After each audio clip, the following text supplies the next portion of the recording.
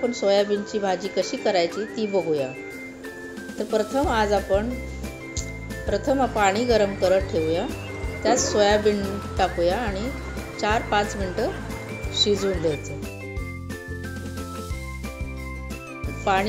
Soybean शिजून झालं की पाणी काढून घेऊया।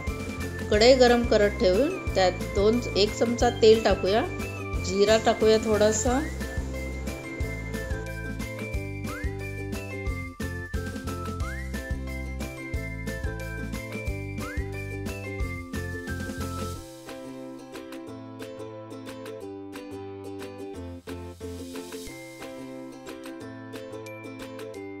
कांदा परतून झाल्यानंतर आलं लसूण पेस्ट टाकूया,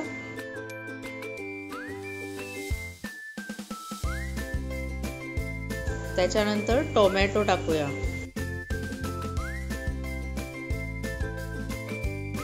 टोमॅटो चांगले मिक्स झाले पाहिजे, ते त्यात एकजीव झाले पाहिजे, टोमॅटो शिजून द्यायचे। टोमॅटो जरा लवकर शिजण्यासाठी त्यात आपण थोडंसं मीठ टाकूया, मिठामुळे टोमॅटो लवकर नरम होतो टोमॅटो।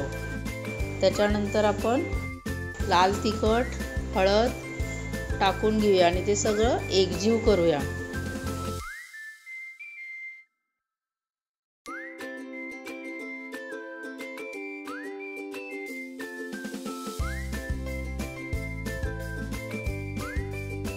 त्याच्यानंतर ते शिजवलेले सोयाबीन कढईत टाकूया आणि मिक्स करूया।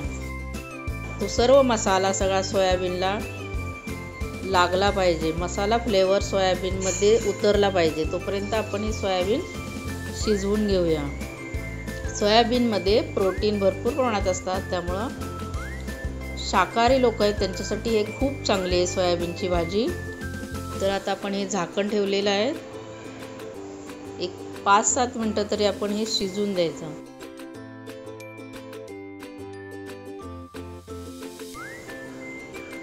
हे बघा आता शिजून झालेलं आहे। तर जास्त ग्रेव्ही हवी असेल तर त्यांनी जरा पाणी टाकायचा, वरून थोडासा गरम मसाला टाकलेला आहे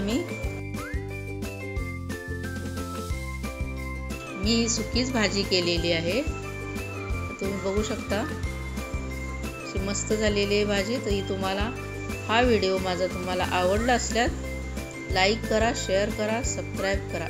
धन्यवाद।